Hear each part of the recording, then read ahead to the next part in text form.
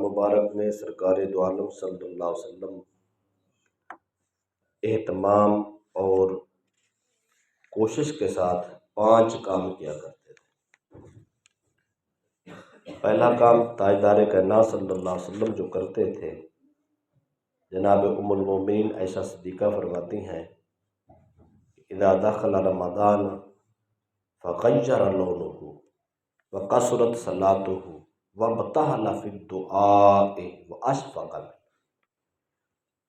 رسول اکرم صلی اللہ علیہ وسلم رمضان مبارک میں اپنے اوپر اللہ کا خوف طاری کر لیتے، اس خوف خدا کی وجہ سے آپ کا رنگ تبدیل ہو جاتا۔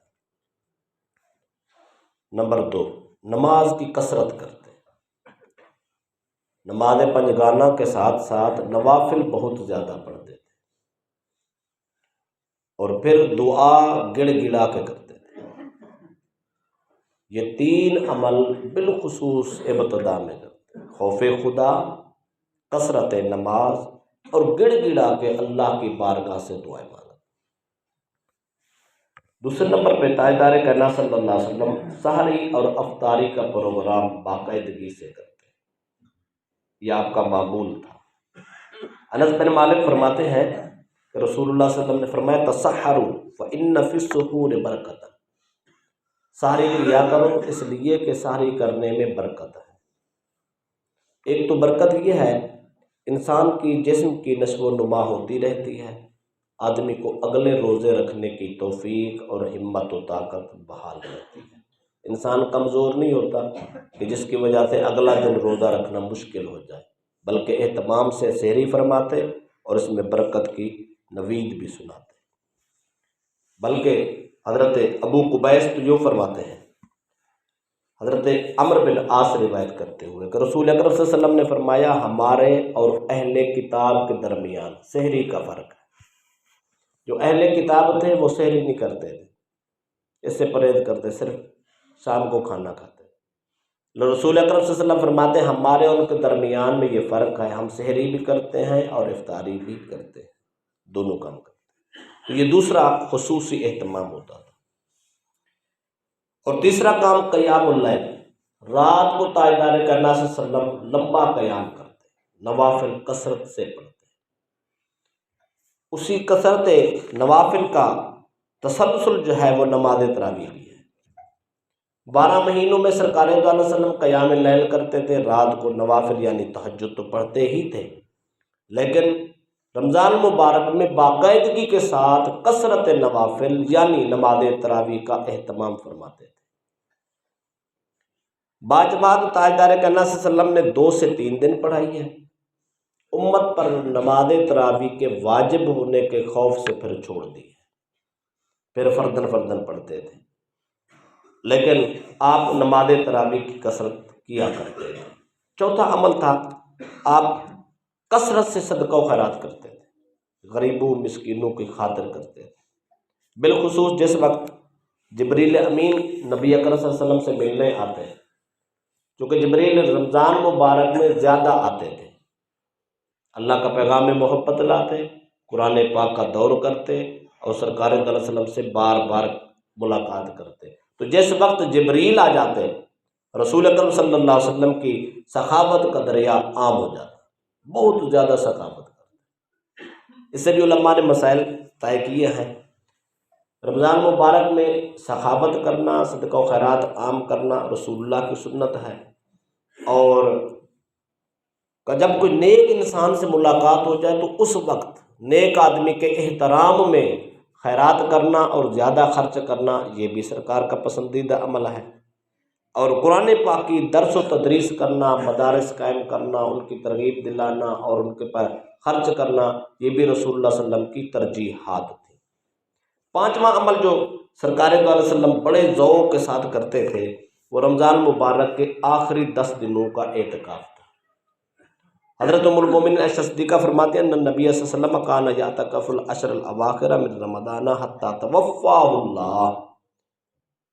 سرکار صلی اللہ علیہ وسلم کی زندگی میں جتنے بھی رمضان مبارک، تقریباً 9 رمضان مبارک آئے ہیں آپ کی اعلان نبوت کے بعد، 9 کے 9 سالوں میں سرکار صلی اللہ علیہ وسلم نے اعتکاف فرمایا۔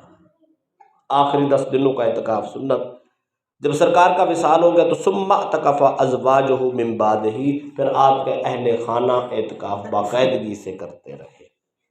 بلکہ ایک روایت میں آتا ہے رسول اکرم صلی اللہ علیہ وسلم آخری سال جب آپ کا وصال ہونے والا تھا، آخری رمضان مبارک تھا، سرکار نے 10 کے بجائے 20 دن کا اعتکاف فرمایا، یعنی 10 دن نفلی اور 10 دن سنت اعتکاف فرمایا۔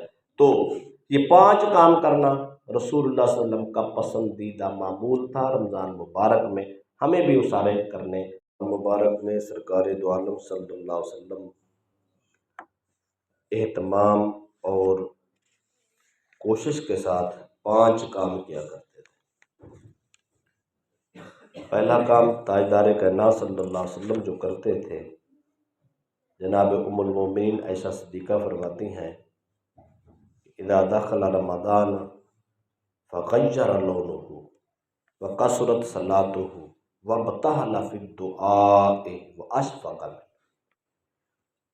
رسول اکرم صلی اللہ علیہ وسلم رمضان مبارک میں اپنے اوپر اللہ کا خوف طاری کر لیتے، اس خوف خدا کی وجہ سے آپ کا رنگ تبدیل ہو جاتا۔ نمبر 2، نماز کی کثرت کرتے، نماز پنجگانہ کے ساتھ ساتھ نوافل بہت زیادہ پڑھتے تھے، اور پھر دعا گڑ گڑا کے کرتے تھے۔ یہ 3 عمل بالخصوص ابتدا میں کرتے، خوف خدا، کثرت نماز اور گڑ گڑا کے اللہ کی بارگاہ سے دعائیں مانگا۔ دوسرے نمبر پہ تاجدار کائنات صلی اللہ علیہ وسلم سحری اور افطاری کا پروگرام باقاعدگی سے کرتے، یہ آپ کا معمول تھا۔ انس بن مالک فرماتے ہیں کہ رسول اللہ صلی اللہ علیہ وسلم نے فرمایا تسحروا فإن فی السحور برکۃ، سحری کیا کرو اس لیے کہ سحری کرنے میں برکت ہے۔ ایک تو برکت یہ ہے انسان کی جسم کی نشو و نما ہوتی رہتی ہے، آدمی کو اگلے روزے رکھنے کی توفیق اور ہمت و طاقت بحال رہتی ہے، انسان کمزور نہیں ہوتا کہ جس کی وجہ سے اگلا دن روزہ رکھنا مشکل ہو جائے، بلکہ اہتمام سے سحری فرماتے اور اس میں برکت کی نوید بھی سناتے۔ بلکہ حضرت ابو قبیس تو جو فرماتے ہیں، حضرت عمرو بن عاص روایت کرتے ہوئے کہ رسول اکرم صلی اللہ علیہ وسلم نے فرمایا ہمارے اور اہل کتاب کے درمیان سحری کا فرق ہے۔ جو اہل کتاب تھے وہ سحری نہیں کرتے تھے، اس سے پرہیز کرتے، صرف شام کو کھانا کھاتے۔ رسول اکرم صلی اللہ علیہ وسلم فرماتے ہیں ہمارے اور ان کے درمیان میں یہ فرق ہے، ہم سحری بھی کرتے ہیں اور افطاری بھی کرتے ہیں، دونوں کام کرتے ہیں۔ تو یہ دوسرا خصوصی اہتمام ہوتا تھا۔ اور تیسرا کام قیام اللیل، رات کو تاجدار کائنات صلی اللہ علیہ وسلم لمبا قیام کرتے، نوافل کثرت سے پڑھتے۔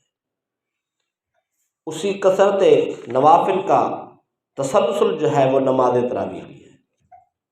12 مہینوں میں سرکار دو علیہ وسلم قیام اللیل کرتے تھے، رات کو نوافل یعنی تہجد تو پڑھتے ہی تھے، لیکن رمضان مبارک میں باقاعدگی کے ساتھ کثرت نوافل یعنی نماز تراویح کا اہتمام فرماتے تھے۔ باجماعت تاجدار کائنات صلی اللہ علیہ وسلم نے 2 سے 3 دن پڑھائی ہے،